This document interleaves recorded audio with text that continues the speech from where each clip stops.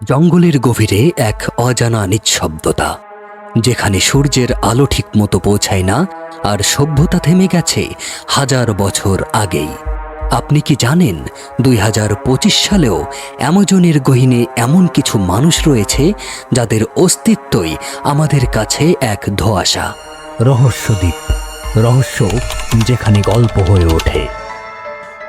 আমেরিকার Amazon rain forest 1,10,00,000 বর্গ কিলোমিটারের এক বিশাল সবুজ ধাঁধা। এই জঙ্গলের অনেক গভীরে আজও এমন শতাধিক ট্রাইব বাস করে যাদের সঙ্গে আধুনিক পৃথিবীর একটি বারের জন্য কোনো যোগাযোগ হয়নি। তারা কারা, কোথা থেকে এসেছে, কিভাবে টিকে আছে এই ভয়ঙ্কর জঙ্গলে? বিজ্ঞানীরা একে বলেন আনকন্ট্যাক্টেড ট্রাইবস। তারা আধুনিক কাপড় পরে না, তাদের ভাষা পৃথিবীর কোনো অভিধানে নেই, এমনকি তারা আমাদের অস্তিত্বের খবরও জানে না। প্রতিবার যখন কোনো হেলিকপ্টার তাদের উপর দিয়ে উড়ে যায়, তারা তীর ছুঁড়ে আক্রমণ করে। একবার এক পর্যটক গোপনে একটি ট্রাইবের কাছে পৌঁছাতে চেয়েছিলেন, আর ফলাফল তিনি আর কোনোদিন ফিরে আসেননি।